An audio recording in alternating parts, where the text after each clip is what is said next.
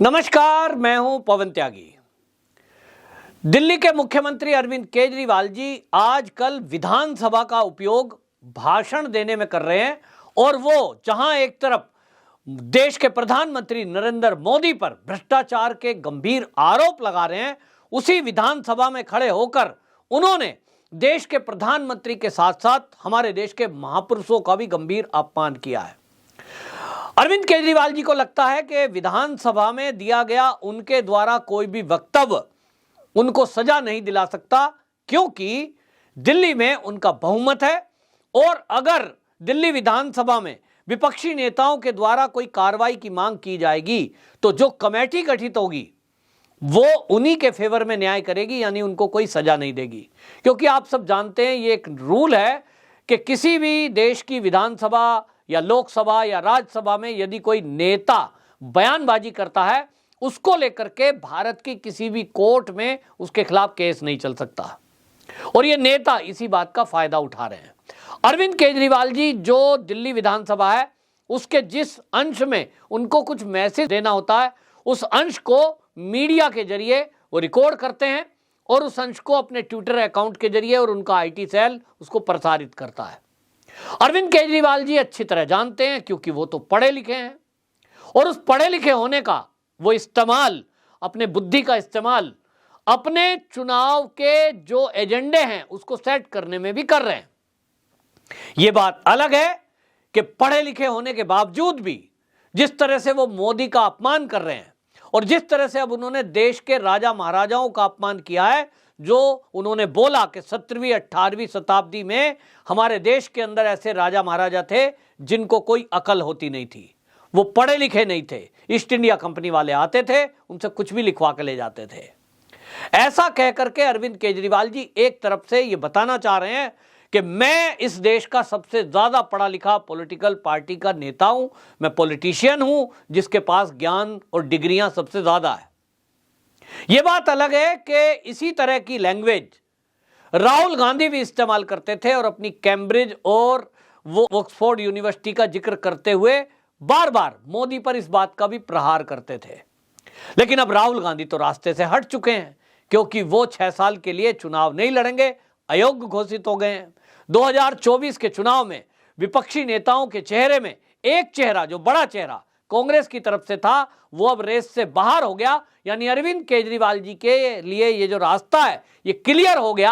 अब अरविंद केजरीवाल जी प्रहार कर रहे हैं एक तरफ मोदी पर, लेकिन दूसरा प्रहार उन्होंने जो किया है कहीं उनके लिए ये एक मुसीबत का कारण तो नहीं बन जाएगा। ये एक बड़ी बात है, क्योंकि जो अरविंद केजरीवाल जी ने दिल्ली की विधानसभा में कहा है, हो सकता है और भले ही देश के कानून में अरविंद केजरीवाल जी के लिए कोई सजा ना हो, क्योंकि विधानसभा में उनके द्वारा यह जो वक्तव्य है उसको लेकर देश की किसी कोर्ट में उनके खिलाफ केस नहीं चल सकता, लेकिन जो बयान उन्होंने दिया है उससे मराठाओं का अपमान किया है, सिखों का अपमान हुआ है और कुछ ऐसे राजा महाराजाओं का अपमान हुआ है जो देश के लिए प्रेरणा के स्रोत हैं।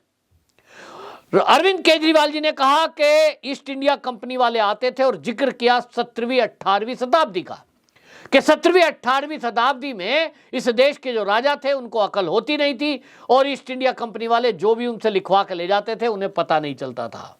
अब मैं आपको बता रहा हूं कि 17वीं और 18वीं शताब्दी में भारत के कौन राजा महाराजा थे जिनसे ईस्ट इंडिया कंपनी वाले आए और कुछ समझौते किए, जिनको अरविंद केजरीवाल जी मूर्ख कह रहे हैं।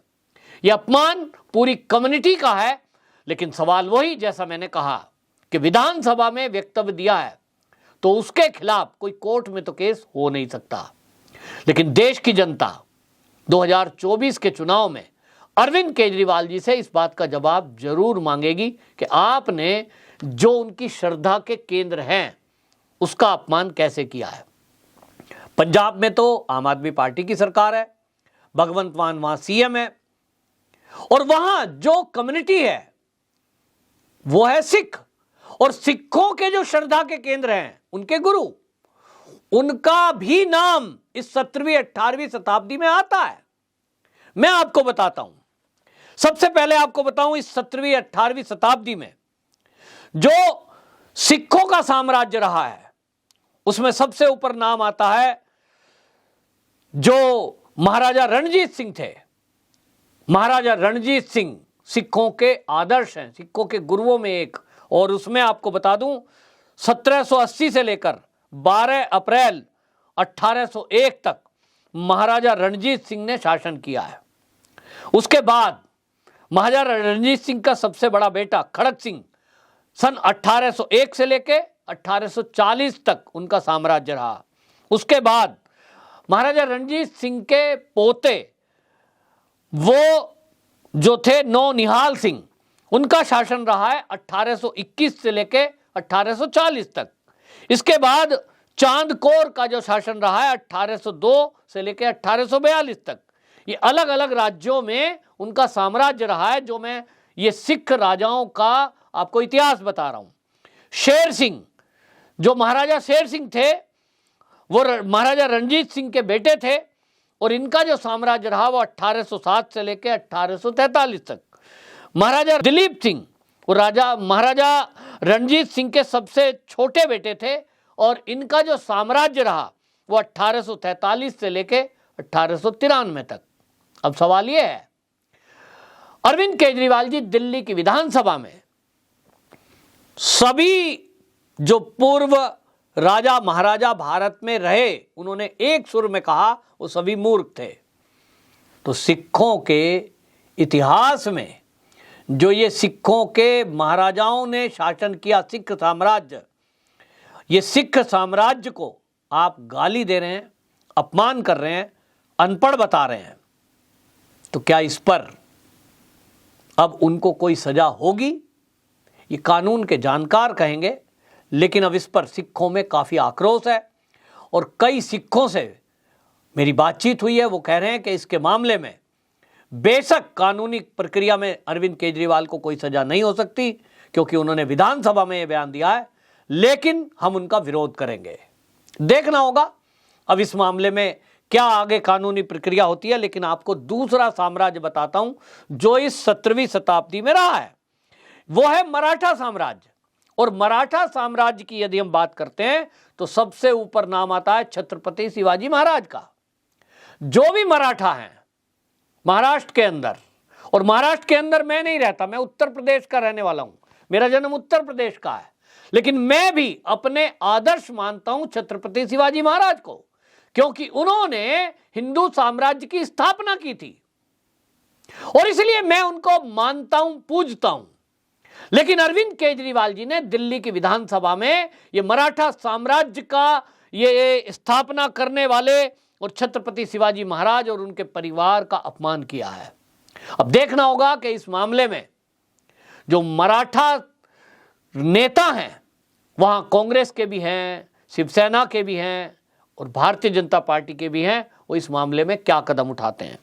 आपको मैं याद दिलाता हूं, और मैं ये अरविंद केजरीवाल जी को कह रहा हूं कि जो आप कह रहे हैं कि 16वीं 17वीं शताब्दी में 18वीं शताब्दी में वो जो राजा थे वो मूर्ख हुआ करते थे, तो आपको बता दूं कि जो आप आरोप लगा रहे हैं वो 17वीं शताब्दी में सबसे बड़ा दक्षिण एशिया के भूभाग पर यदि किसी का साम्राज्य था तो वो था मराठा साम्राज्य, जो कि 1674 से लेकर 1850 तक रहा।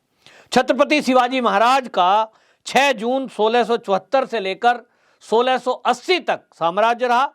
उसके बाद उनकी मृत्यु के बाद शिवाजी महाराज के बड़े बेटे छत्रपति संभाजी महाराज, उनका साम्राज्य रहा 1680 से लेकर 1689 तक। उसके बाद राजा राम छत्रपति शिवाजी महाराज के जो छोटे बेटे थे, उनका साम्राज्य रहा 1689 से 1700 तक।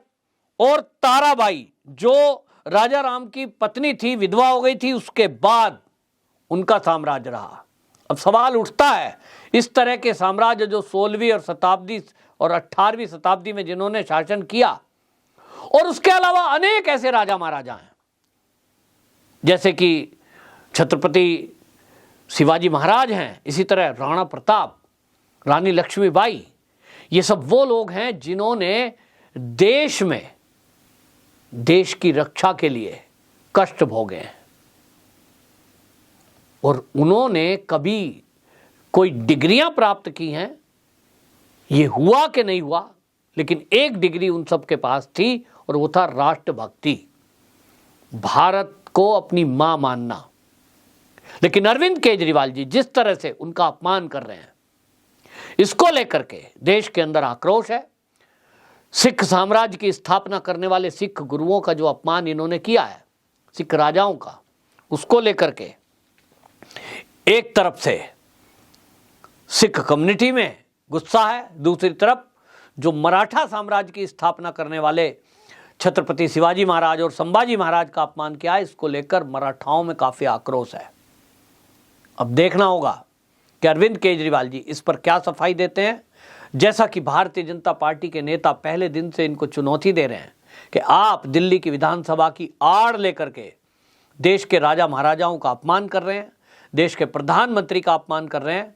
यदि आप में इतना दम है तो विधानसभा के बाहर एक प्रेस कॉन्फ्रेंस करके जरा इस बात को बोल के दिखाएं, तो आपको देश की कानून व्यवस्था के तहत जेल भेजने का काम देश की जनता करेगी। लेकिन शायद अरविंद केजरीवाल जी ऐसा कतई नहीं करेंगे, क्योंकि वो पढ़े लिखे हैं। देखना होगा इस बारे में अब क्या होने वाला है। लेकिन इतना तो तय है कि अरविंद केजरीवाल जी की ये नफरत भरी भाषा, जिस तरह से वो पढ़े लिखे शब्द का इस्तेमाल कर रहे हैं, क्या ये पढ़े लिखों का तरीका है कि वो देश के हमारे महापुरुषों का अपमान करें, देश के हमारे नेताओं का अपमान करें और उस अपमान में अपना दिमाग लगाएं कि मैं बेइज्जती भी करूं तो सजा ना हो? क्या ये पढ़े लिखे होने का परिचय है? जहां तक डिग्रियों की बात है, ऐसे कई आतंकवादी और आतंकवादी संगठनों के सरगना हुए हैं जिनके पास बड़ी बड़ी डिग्रियां हैं, लेकिन वो देश को नुकसान पहुंचाते हैं। तो क्या डिग्री इस बात का सबूत है कि डिग्री होना मतलब, पढ़ा लिखा होना मतलब वो देश के भी हित में होगा? या अनपढ़ होगा तो वो देश का नुकसान करेगा? अनपढ़ होगा तो उसको शासन की समझ नहीं होगी? फिर तो अरविंद केजरीवाल जी को अपने गुरु अन्ना हजारे की भी डिग्री सब लोगों को बता ही देनी चाहिए कि जिनको उन्होंने गुरु बनाया, जिनके माध्यम से वो मुख्यमंत्री की कुर्सी तक पहुंचे, वो अन्ना हजारे जी कितने पढ़े लिखे थे। वंदे मातरम।